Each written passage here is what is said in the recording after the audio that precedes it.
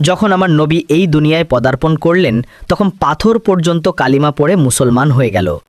প্রিয় দর্শকবৃন্দ, হযরত আমিনা রাজিয়াল্লাহু তাআলা আনহা বলেন, যখন আমার সন্তান আমার পেটে ছিল তখন আমি খুবই অদ্ভুত অদ্ভুত জিনিস দেখতাম।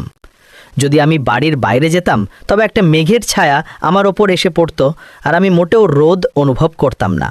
যদি আমি পানি আনতে জমজমের কুয়ার দিকে যেতাম তবে পথের গাছগুলো তাদের ডালপালা আমার সামনে ঝুঁকিয়ে দিত, যেন তারা আমাকে সালাম করছে। আমি অবাক হতাম যে এসব শুধু আমার সাথেই কেন হচ্ছে। যখন আমি জমজমের কুয়ার কাছে পৌঁছতাম তখন নিচের পানি নিজের থেকেই ওপরে উঠে আসতো এবং একেবারে কুয়ার মুখ পর্যন্ত ভরে যেত। তারপর আমি নিজের হাতে বালতি ধরে পানি তুলে নিতাম। মক্কার মহিলারা আমাকে কুয়ার কাছে আটকে দিত এবং যেতে দিত না। তারা বলতো, হে আমিনা, তুমি আরেকটু এখানে দাঁড়াও, নইলে তুমি চলে গেলে পানি আবার নিচে নেমে যাবে আর আমাদের পানি তুলতে খুব কষ্ট হবে। এভাবেই হযরত আমিনা রাজিয়াল্লাহু তাআলা আনহা বলেন, আমি শুনতাম যে যখন কোনো সন্তান পেটে থাকে তখন মায়ের অনেক কষ্ট সহ্য করতে হয়। কখনো হাত পায়ে ব্যথা, কখনো মাথা ব্যথা, কখনো বমি, কখনো জ্বর আর কখনো বিরক্তি। এসব কথা শুনে আমি ভাবতাম, আজব ব্যাপার, আমার তো পুরো 9 মাসে কোনো কষ্টই হয়নি। এমনকি যতদিন আমার সন্তান আমার পেটে ছিল আমার মাথা ব্যথাও হয়নি। হযরত আমিনাকে অদ্ভুত অদ্ভুত স্বপ্নও দেখা দিত। তিনি বলেন, যখন আমি রাতে ঘুমাতাম তখন আমি স্বপ্নে দেখতাম যে আমার শরীরের ভেতর থেকে একটা নূর বের হলো আর তা পুরো দুনিয়াকে আলোকিত করে দিল। এসব দেখে আমি নিশ্চিত হয়ে গিয়েছিলাম যে আমার পেটে যে সন্তান আছে সে নিশ্চয়ই কোনো সাধারণ মানুষ নয়। পয়গম্বর হজরত মুহাম্মদ মুস্তাফা সাল্লাল্লাহু আলাইহি ওয়াসাল্লাম যখন তার মা হজরত আমিনা রাজিয়াল্লাহু তাআলা আনহার পেটে ছিলেন তখন একদিন তার দাদি তার দাদাকে ইশারায় ডেকে বললেন, তুমি কি জানো এই পুত্রবধূ আমিনা খুব দামি আতর ব্যবহার করে? আমি তো বিরক্ত হয়ে গেছি, তুমি আমিনা কাছে এ ব্যাপারে জিজ্ঞেস করো। এ কথা শুনে তার দাদা বললেন, এ ব্যাপারে তুমি নিজেই জিজ্ঞেস করতে পারতে, তুমি জিজ্ঞেস করোনি কেন? তখন তার দাদি বললেন, আমি অনেকবার চেষ্টা করেছি, কিন্তু যখনই আমি আমিনার সামনে যাই তখন তার নুরানি চেহারা দেখে চুপ হয়ে যাই। আমিনার চেহারায় এতটাই উজ্জ্বলতা এসেছে যে আমি কিছু জিজ্ঞেস করতেই পারি না, তুমি নিজেই গিয়ে জিজ্ঞেস করো। এ কথা শুনে তার দাদা বললেন, তুমি তো মেয়ে মানুষ, বাড়িতে থাকো, কিন্তু আমি পুরুষ মানুষ, বাইরে যাই।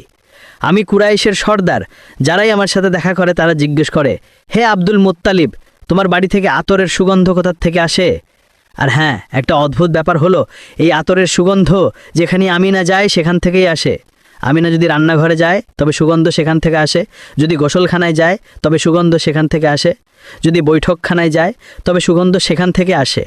আর এটা কোনো সাধারণ আতর নয়, এটা তো ইরাকের নয়, মিশরেরও নয়, এটা তো কোনো বিশেষ আতর। এরপর তার দাদা হজরত আব্দুল মুত্তালিব সাহস করে আমিনাকে ডেকে বললেন, বেটি আমিনা, তুমি কি জানো আমি কুরাইশের সর্দার, আমি খানায় কাবার মুতাওয়াল্লি, আমার অনেক সম্মান। আমি যেখানেই যাই লোকেরা জিজ্ঞেস করে, হে আব্দুল মুত্তালিব, তোমার বাড়ি থেকে আতরের সুগন্ধ কোথার থেকে আসে? বেটি, আমি তো আতর ব্যবহার করি না, তোর মাও আতর ব্যবহার করে না, তুমি এই আতর কোথা থেকে আনো?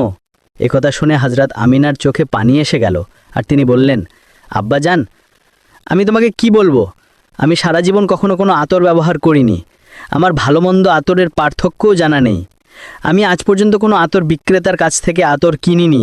কিন্তু আব্বাজান, আমি তোমাকে একটা গোপন কথা বলছি।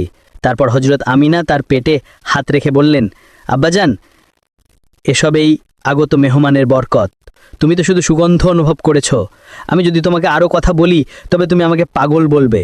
এই সূর্য বারবার আমাকে সালাম করে, এই চাঁদ বারবার আমাকে সালাম করে, আর শুধু তাই নয়, যখন আমি ঘুমাই তখন এমন এমন মহিলারা আমার সামনে দাঁড়ায় যাদেরকে আমি কখনো দেখিনি, তুমিও দেখোনি, তারা আমার উপর হাওয়া করে। হুজুর সাল্লাল্লাহু আলাইহি ওয়াসাল্লামের দাদা হজরত আব্দুল মুত্তালিব দিনরাত কাবার কাছে গিয়ে কাবার গিলাফ ধরে কেঁদে কেঁদে দোয়া করতেন, হে আল্লাহ, আমার ছেলে আব্দুল্লাহ এই দুনিয়ায় নেই, কিন্তু তার ঘরে একটি সন্তান জন্ম নিতে চলেছে।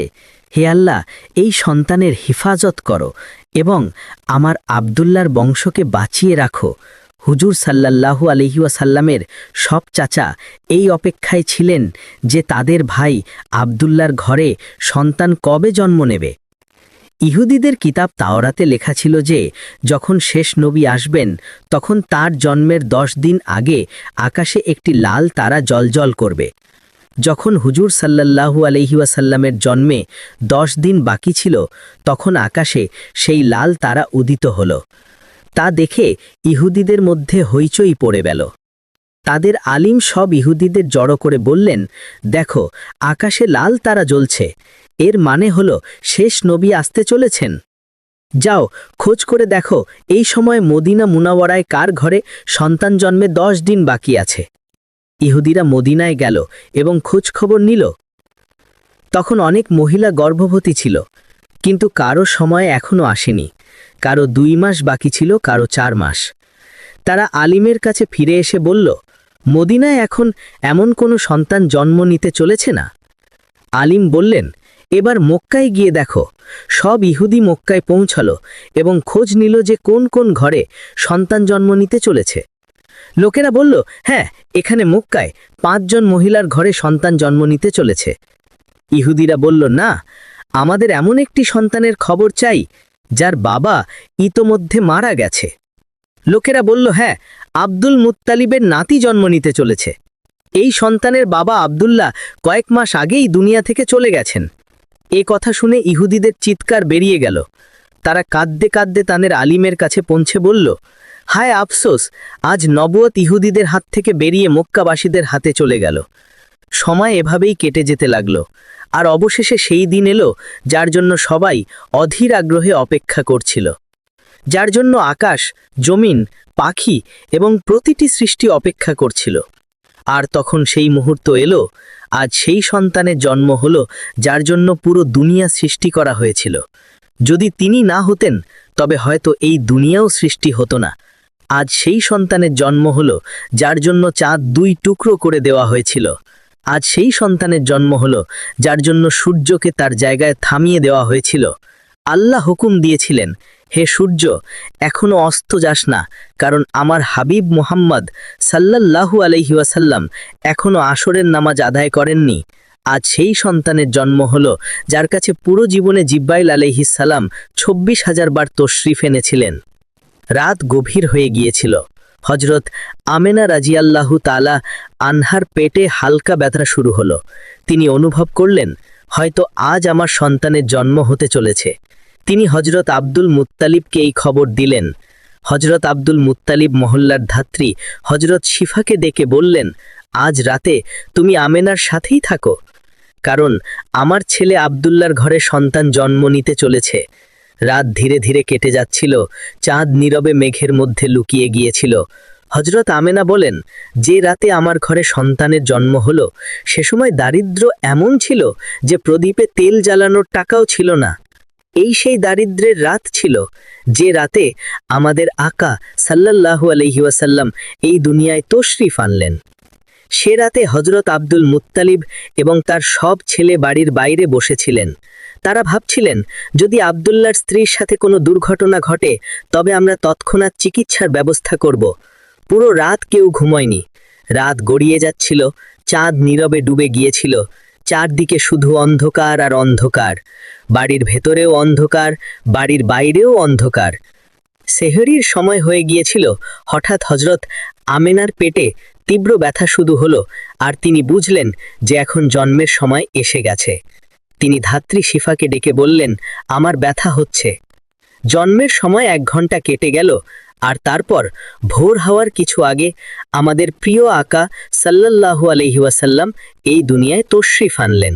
হুজুর সাল্লাল্লাহু আলাইহি ওয়াসাল্লামের জন্মের সময় 3টি অদ্ভুত নিশানা প্রকাশ পেল, যা দেখে ধাত্রী শিফাও অবাক হয়ে গেলেন।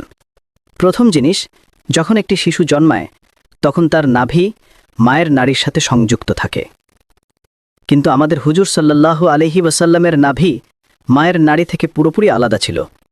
দ্বিতীয় জিনিস, যখন একটি শিশু জন্মায় তখন তার সাথে অনেক ময়লা বের হয়, কিন্তু আমাদের আকা সাল্লাল্লাহু আলাইহি ওয়াসাল্লাম যখন জন্মালেন তখন তার সাথে 1 ফোঁটা ময়লাও বের হলো না। তৃতীয় জিনিস, যখন একটি ছেলে সন্তান জন্মায় তখন তার খতনা করা থাকে না, কিন্তু আমাদের প্রিয় আকা সাল্লাল্লাহু আলাইহি ওয়াসাল্লামের খতনা মায়ের পেটের ভেতরেই হয়ে গিয়েছিল। দুনিয়ায় তার খতনা করা হয়নি। এই 3টি জিনিস দেখে ধাত্রী শিফা ভয় পেয়ে গেলেন এবং হজরত আমিনা রাজিয়াল্লাহু তাআলা আনহার কাছে বললেন, হে আমিনা, আমি আমার সারা জীবনে এমন শিশু দেখিনি। তারপর হজরত সিফা হুজুর সাল্লাল্লাহু আলাইহি ওয়াসাল্লামকে কোলে নিয়ে একপাশে মাটিতে শুইয়ে দিলেন। যেই তিনি শুইয়ে দিলেন, হুজুর নবী করিম সাল্লাল্লাহু আলাইহি ওয়াসাল্লাম হঠাৎ পাশ ফিরে হাঁটু গেড়ে সোজা সিজদায় চলে গেলেন। এটা দেখে হজরত আমিনা রাজিয়াল্লাহু তাআলা আনহার অবাক হওয়ার কোনো সীমা ছিল না। হুজুর নবী করিম সাল্লাল্লাহু আলাইহি ওয়াসাল্লাম পুরো 15 মিনিট সিজদায় ছিলেন।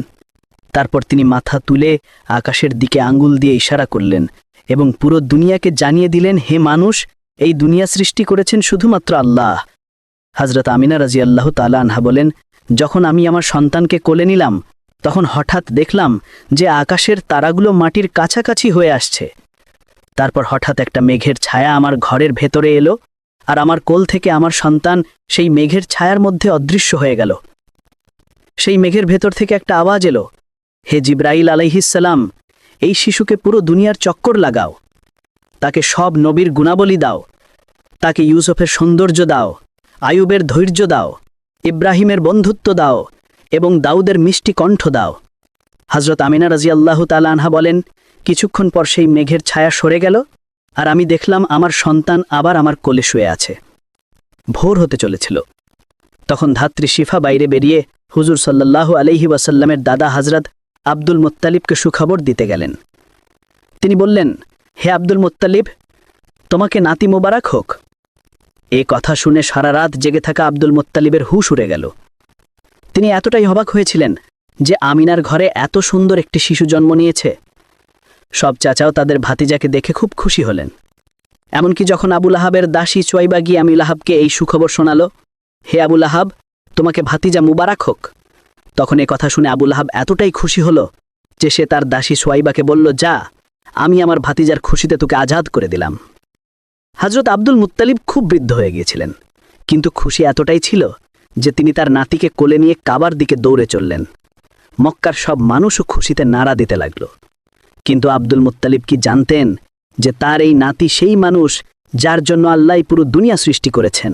তার নাতি এত বড় মানুষ যা আল্লাহ মিরাজের রাতে তাকে মাটি থেকে তুলে সপ্তম আকাশে নিজের সামনে বসিয়েছিলেন এবং তার সাথে কথা বলেছিলেন। এই সেই নাতি যাকে যদি মন খারাপ অবস্থায় দেখা যায় এবং তার চোখে পানি চলে আসে তবে আকাশে হইচই পড়ে যায়। হজরত আব্দুল মুত্তালিব কাবার গিলাফ ধরে তার নাতির জন্য দোয়া করলেন এবং তার নাম রাখলেন মুহাম্মদ। মুহাম্মাদের মানে হলো সেই মানুষ যার খুব বেশি প্রশংসা করা হয়। এই নাম শুনে মক্কার লোকেরা বলতে লাগল, হে আব্দুল মুত্তালিব, তুমি তোমার নাতির এমন অদ্ভুত নাম রেখেছ, আমরা তো আজ পর্যন্ত এমন নাম শুনিনি। কিন্তু আব্দুল মুত্তালিব কি জানতেন যে এই শিশুই একদিন এত শান পাবে যে মানুষ তার পেছনে চলবে?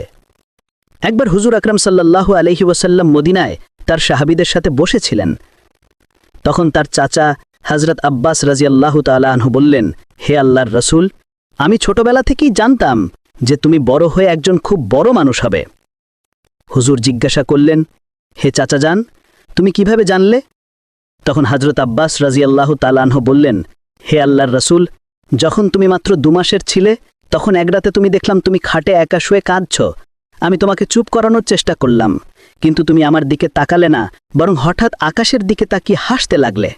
আমি অবাক হয়ে গেলাম।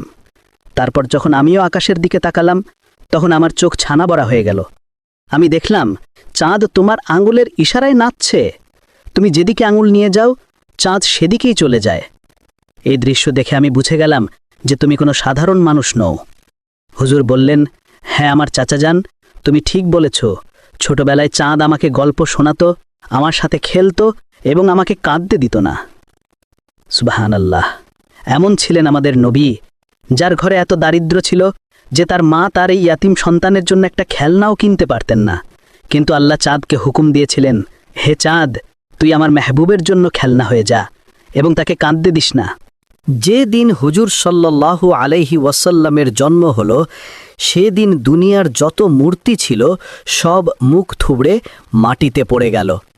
ইরানের বাদশার দরবারে একটি আগুন ছিল যা 1000 বছর ধরে অবিরাম জ্বলছিল। লোকেরা তার পূজা করত। কিন্তু হুজুর নবী করিম সাল্লাল্লাহু আলাইহি ওয়াসাল্লামের জন্মের সময় হঠাৎ সেই আগুন নিভে গেল। আর সেই বাদশা তার প্রাসাদে নিজের মুখের 14টি মূর্তি বানিয়ে রেখেছিল। কিন্তু হুজুর সাল্লাল্লাহু আলাইহি ওয়াসাল্লামের জন্মের সময় সেই সব মূর্তি মাটিতে পড়ে গেল। পরের দিন দুপুরে এক ইহুদি লোক তার জিনিসপত্র বিক্রি করতে মক্কা এসেছিল। সে আকাশের দিকে তাকিয়েছিল এবং তাকে সব নিশানা দেখা দিতে লাগল, যা শেষ নবীর জন্মের খবর দিচ্ছিল। সে মক্কাবাসীদের জিজ্ঞেস করল, আজ কারো ঘরে সন্তান জন্মেছে কি? লোকেরা বলল, হ্যাঁ, অমুক অমুক মহিলার ঘরে ছেলে হয়েছে। এ কথা শুনে সেই ইহুদি বলল, না, আমাকে এমন একটি সন্তানের কথা বলো যার বাবা নেই। তখন লোকেরা বলল, হ্যাঁ, আব্দুল মুত্তালিবের নাতি জন্মেছে। তার বাবা আব্দুল্লাহ কয়েক মাস আগেই ইন্তেকাল করেছেন। এ কথা শুনে ইহুদি বলল, আমাকে সেই শিশুকে দেখাও, আমি তাকে নিজের চোখে দেখতে চাই। তারপর সেই ইহুদি হযরত আমিনা রাদিয়াল্লাহু তাআলা আনহার বাড়িতে পৌঁছল। সে হুজুর সাল্লাল্লাহু আলাইহি ওয়াসাল্লামকে তার কোলে নিল। তারপর হঠাৎ সে শিশুকে উল্টিয়ে দেখল এবং হুজুর নবী করিম সাল্লাল্লাহু আলাইহি ওয়াসাল্লামের পিঠের দিকে দৃষ্টি দিল। তখন তার চিৎকার বেরিয়ে গেল, কারণ হুজুর নবী করিম সাল্লাল্লাহু আলাইহি ওয়াসাল্লামের পিঠে নবুয়তের মোহর লাগানো ছিল। যখন সে ইহুদি নবুয়তের এই মোহর দেখল, তখন সে কাঁদতে লাগল এবং বলতে লাগল, হায় আফসোস, আজ ইহুদিদের হাত থেকে নবুয়ত চলে গেল। এই হলেন আল্লাহর শেষ রাসূল। মক্কার লোকেরা, যারা ইতোমধ্যেই হযরত আব্দুল মুত্তালিবের প্রতি মনে মনে হিংসা পোষণ করত, এটা দেখে আরও অবাক হয়ে গেল যে কাহিন আসে সে এদের দরজায় আসে, যে রাহিব আসে সে এদেরই সুখবর দেয়, আর যে আসে সে এদের সম্পর্কেই ভবিষ্যৎবাণী করে চলে যায়। লোকেদের মনে হযরত আব্দুল মুত্তালিব এবং এই শিশুর জন্য হিংসার আগুন জ্বলতে লাগল। মক্কার ভূমিতে শত শত শিশু জন্ম নিয়েছে, কিন্তু কারো সম্পর্কে এমন কথা কখনো শোনা যায়নি। এই হিংসা, যা জন্মের প্রথম মুহূর্ত থেকে শুরু হয়েছিল, পরে ধর্মীয় শত্রুতায় রূপ নিতে চলেছিল। ইহুদি আলিম আবার চিৎকার করে বলল, আমি এই শিশুকে চিনে ফেলেছি, আমি এই শিশুর খোঁজেই মক্কা এসেছিলাম। হযরত আব্দুল মুত্তালিব, যিনি দ্বীনে ইব্রাহিমের উপর প্রতিষ্ঠিত ছিলেন এবং অনেক রহস্য জানতেন, এ কথা শুনে তৎক্ষণাৎ শিশুকে বাড়িতে নিয়ে গেলেন এবং তাকে লুটিয়ে ফেললেন। 4 দিন ধরে পয়গম্বরে ইসলামকে গোপনে রাখা হলো। কিন্তু চতুর্থ দিনে আরবের একজন অত্যন্ত পড়াশোনা করা এবং মক্কায় সম্মানের অধিকারী ব্যক্তি, যার নাম ছিল সওয়াদ ইবনে কারিব, তিনি এলেন। মক্কার লোকেরা, যারা ইতোমধ্যেই এই খবরে হিংসার আগুনে জ্বলছিল, তারা জানত যে সওয়াদ ইবনে কারিব মক্কায় অত্যন্ত সম্মানের অধিকারী। যদি তিনি এই শিশু সম্পর্কে কিছু বলেন বা কোনো ভবিষ্যৎবাণী করেন, তবে মক্কারবাসীদের হিংসা আরও বেড়ে যাবে। তাই হযরত আব্দুল মুত্তালিব কঠোর স্বরে বললেন, আমি এই মুহূর্তে আমার নাতিকে কোনো জনসমাবেশে আনতে পারব না। কিন্তু সওয়াদ ইবনে কারিবের অস্থিরতা বাড়ছিল। তিনি অনুরোধ করলেন, তাহলে অন্তত আমাকে সেই শিশুর কাছে পৌঁছে দাও। হযরত আব্দুল মুত্তালিব কিছুক্ষণ ভেবে বললেন, হ্যাঁ, এটা সম্ভব, তবে আমি আর তুমি ছাড়া আর কেউ উপস্থিত থাকবে না। এভাবে তোমার উদ্দেশ্যও পূরণ হবে এবং হিংসার বিষয়ে উঠবে না। তারপর তিনি তাকে সঙ্গে নিয়ে হযরত আমিনার বাড়িতে প্রবেশ করলেন। যেই তারা শিশুর কাছে পৌঁছলেন এবং শিশুর কাপড় সরালেন, তখনই এক অদ্ভুত নূর পুরো ঘরে ছড়িয়ে পড়ল। সওয়াদ ইবনে কারিব, যিনি পড়াশোনা করা এবং জ্ঞানী ব্যক্তি ছিলেন, তিনি বুঝে গেলেন যে এটাই সে নিশানা যার কথা কিতাবে লেখা আছে, শেষ জমানার ইশারা। তিনি বাধ্য হয়ে ঝুঁকে পড়লেন এবং সেই শিশুর পায়ে চুম্বন দিলেন। তারপর হযরত আব্দুল মুত্তালিবের দিকে তাকিয়ে বললেন, আপনি সাক্ষী থাকুন, আমি এই শিশুর উপর এখনই ঈমান আনছি। আমি জানি যখন এই শিশু রিসালাতের ঘোষণা করবে, ততক্ষণ পর্যন্ত আমি বেঁচে থাকব না। কিন্তু আমি আজই সাক্ষ্য দিচ্ছি যে এই হলেন আল্লাহর শেষ রসূল। এভাবে বানু হাশিমের পরিবারের বাইরে পয়গম্বরে ইসলামের জন্মের পর প্রথম ঈমান আনা ব্যক্তি হলেন সওয়াদ ইবনে কারিব। এই ঘটনা হুজুর আকরাম সাল্লাল্লাহু আলাইহি ওয়াসাল্লামের জন্মের চতুর্থ দিনের। তারপর সপ্তম দিনে হযরত আব্দুল মুত্তালিব তার নাতির আকিকা করলেন এবং পুরো মক্কার লোকদের আকিকার দাওয়াতে ডাকলেন। কিন্তু তখন থেকেই কিছু লোক হযরত আব্দুল মুত্তালিবের শত্রু হয়ে গিয়েছিল এবং মনে মনে ভাবছিল যে যদি এই শিশু বড় হয়ে নবুয়তের ঘোষণা করে তবে আমাদের জন্য শুধু ধ্বংসই ধ্বংস। এই পরিস্থিতিতে রাব্বে কারিমের মাসিয়াত এই ছিল যে পয়গম্বরে ইসলামকে কিছুকালের জন্য মক্কার ভূমি থেকে অদৃশ্য রাখা হলো, যাতে তার শত্রুরা তাকে খুঁজতে এসেও ব্যর্থ হয়ে ফিরে যেতে পারে। কিন্তু অন্যদিকে শত্রুদের দল ক্রমাগত হুজুর আকরাম সাল্লাল্লাহু আলাইহি ওয়াসাল্লামের খোঁজে লেগেছিল। হযরত আব্দুল মুত্তালিব, যিনি দ্বীনে ইব্রাহিমের উপর প্রতিষ্ঠিত ছিলেন এবং তার পিতা হযরত হাশিমের কাছ থেকে নবুয়তের কিছু রহস্য জানতেন, তিনি জানতেন যে এই শিশুর শত্রু অনেক হবে, তাই তাকে যে কোনো মূল্যে এই শিশুর হেফাজত করতে হবে।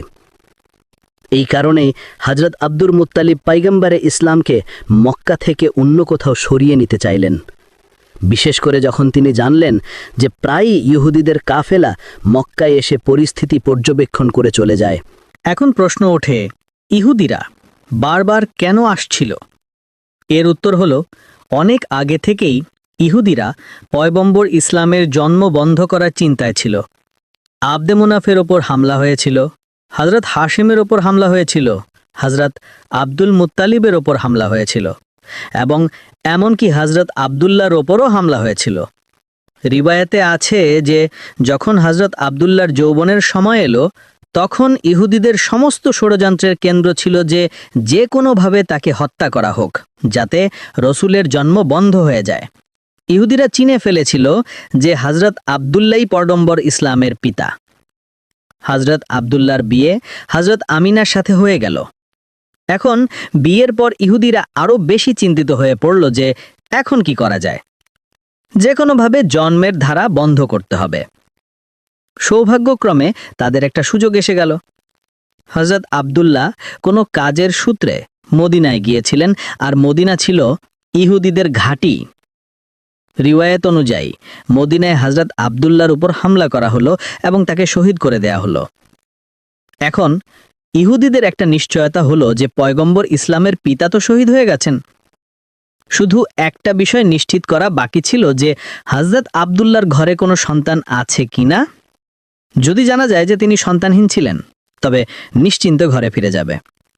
কিন্তু যদি জানা যায় যে তার ঘরে কোনো সন্তান আছে, তবে তার হত্যার ব্যবস্থা করতে হবে। এই চিন্তা নিয়েই ইহুদিদের একটি দল বিশেষভাবে এই কাজের জন্য মদিনা থেকে মক্কায় এলো। সেখানে গিয়ে তারা তদন্ত করল এবং যখন জানল যে হযরত আব্দুল্লাহর ইন্তেকাল হয়ে গেছে এবং তার ঘরে কোনো সন্তান নেই, তখন তারা নিশ্চিন্তে দীর্ঘশ্বাস ফেলল। তারপর বেশ আরামে মদিনায় ফিরে গেল। মদিনায় পৌঁছে মদিনা থেকে শাম পর্যন্ত যেখানে যেখানে ইহুদিরা ছড়িয়েছিল, সবাইকে এই সুখবর শোনানো হলো। মোবারক হোক, আমাদের জন্য যে বিপদ ছিল তা দূর হয়ে গেছে। এই খবর পুরো ইহুদি দুনিয়ায় ছড়িয়ে দেয়া হলো। মদিনা থেকে শাম পর্যন্ত উৎসব পালন করা হলো এবং ইহুদিরা খুব নিশ্চিন্ত হয়ে গেল। কিন্তু তারা একটা মৌলিক ভুল করে ফেলল। তারা এটা জেনে নিয়েছিল যে হযরত আব্দুল্লাহর ইন্তেকালের সময় তার ঘরে কোনো সন্তান ছিল না, কিন্তু এটা ভাবতেই ভুলে গেল যে হযরত আমিনা গর্ভবতী কিনা এবং কয়েক মাস পরে একটি সন্তান জন্ম নিতে পারে। এদিকে তাদের দৃষ্টি পড়লই না। তাই নিশ্চিন্তে ঘরে ফিরে গেল যে হযরত আব্দুল্লাহর ঘরে কোনো সন্তান নেই। কিন্তু যখন 12 রাবিউল আউয়ালে অদ্ভুত অদ্ভুত ঘটনা ঘটল, তখন সাধারণ মানুষের কাছে এর পুরো খবর না থাকলেও ইহুদি উলামারা চিন্তিত হয়ে পড়ল। কারণ তারা তাদের কিতাবে পড়েছিল যে এই সব ঘটনা তখনই ঘটবে যখন শেষ রসুলের জন্ম হবে।